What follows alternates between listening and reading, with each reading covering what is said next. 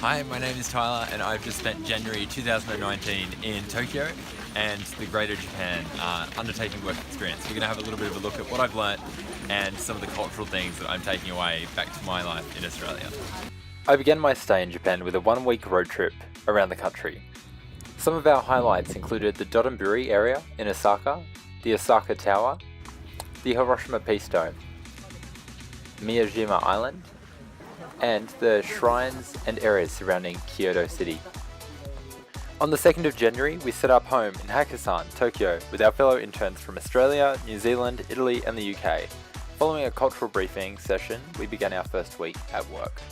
So my company's name here in Tokyo is Access, and they're a startup tourism company that operate an online platform that's aimed at establishing a link between potential customers coming in from the American and Australian markets into Japan, bringing them together with Japanese guides that are localized and nationally certified to create a quality experience, much like what Airbnb experiences can offer, but at a qualified and certified level. To understand where I fit into the business, you need to know their structure. Access is the main holding company under which everyone is employed. Within the company exists two divisions. WellU focuses on tours and is the booking and pairing platform of the company. WellU Media is a complementary division that publishes articles under food, nature, culture, lifestyle, and tours. Within this structure, my position includes developing strategies under the WellU division, all aimed at building customer bases in both the US and Australian markets. In addition to this, I also worked with WellU Media, the company's online publishing division, enhancing their clarity and organisation of content across their travel and news articles, highlight videos, and just assisting them with the general customer experience. My first week with WellU consisted heavily of market research activities. I was allocated Japan National Trade Organisation documents and began databasing research relevant to us in establishing a meaningful contact with each of these companies. I profiled 110 firms from small budget companies through to heavily customisable luxury firms. These efforts were primarily to inform our approach in contacting each of these companies with ambitions to provide our tour booking platform to themselves and their customers. Key findings I was searching for included information regarding the country of origin, their service offering, and how we could provide additional value to the firm. In preparation for contacting each of the American companies I'd categorized, I was charged with creating an appropriate email template for our contact with them. I found it interesting that my Japanese counterparts did not see any reason to include information regarding how the other company would financially benefit through partnering with WellU. After much discussion, I was able to incorporate information regarding revenue sharing into our email contact. And just like that, our first week on the job was over. Okay, so now let's get out and explore a little bit of this amazing country.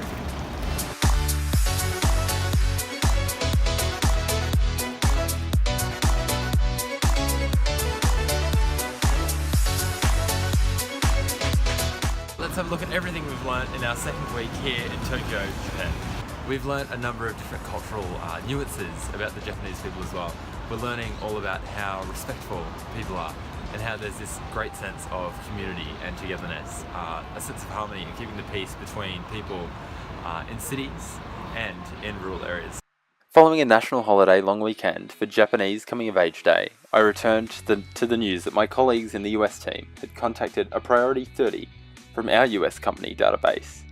I was then assigned the task of organising the US firms into time-zoned groups to make our follow-up phone contact with each one more succinct and efficient. It was really rewarding practicing phone conversation with my team, as they were largely uncomfortable with the activity and unsure how most efficiently to deliver company information while remaining engaging to the listener. This week was also exciting for our company as a press release was released detailing a new partnership we had established with Fujitsu Technology in using their AI technology to better meet WellU's customer needs. That's 2 weeks down and 1.5 weeks to go on my placement here in Tokyo, Japan. I've learned so many different things and applied a number of different activities, including my newfound ability to compare and contrast the corporate environments of both Australia and Japan. Australia having far less hierarchy than I'd previously been led to believe. Japan has an enormous power distance between the lower and upper end of the pyramid, with very little discussion or interaction between these two extremities. The cultural norms of Japan see individuals place work and business before themselves and their families. It was a great experience to receive exposure to such an international team working within the Japanese business environment. My supervisors themselves were German and Taiwanese, the workplace itself possessing 4 different cultural backgrounds, all working harmoniously as the Japanese so highly idolize. In my final weeks, I was charged with following up on the responses from the American companies that we had made contact with, while simultaneously conducting research into the same company credentials previously researched, though for Australian companies. In doing this, I have further developed my skills to communicate with diverse international teams. I've also strengthened my research skills and developed a greater understanding of how to complete research tasks within an international, organisational context. Let me shine some light on the economic relationship Australia has forged with Japan. During the 60s and 70s, Australia diverged away from its traditional trading links with the Commonwealth countries for a move to Asia. Japan emerged as the trading superpower of the time, today standing as Australia's second largest export market. Australia's provision of coal, iron ore, wool, cotton and sugar to a resource-poor Japan has created a trade surplus for Australia. Japan is one of the leading suppliers of a number of manufactured goods imported to Australia. Thanks to their high-quality manufacturing standards, they are currently Australia's 3rd largest import market. It's only natural to ask, how does this all relate to me and my future? My aspirations for the future lie in the realm of international relations, specifically within the Asia-Pacific region. It became evident to me following my return from a study tour of China last year that Japan, for all its links to Australia, was a natural progression to further develop my understanding of Asia's cultural and corporate domains. But for now, I look forward to being able to return to university and contribute greater to my international business classes. Japan is such a popular example for a model international business system and an internationally renowned nation for its strong commitment to an innovation agenda. I look forward to bringing my informed, first-hand experience into our discussions about their business ecosystem. Undertaking such a wholesome international experience that totally immersed me in the Japanese corporate environment and Tokyo life has further guided my pathway moving into the future.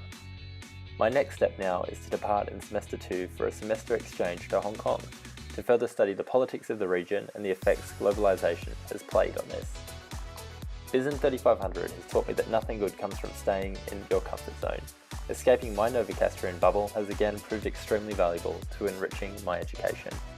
I would like to thank the University of Newcastle for enabling this guiding experience and look forward to reconnecting with all the new faces I met abroad in the not too distant future.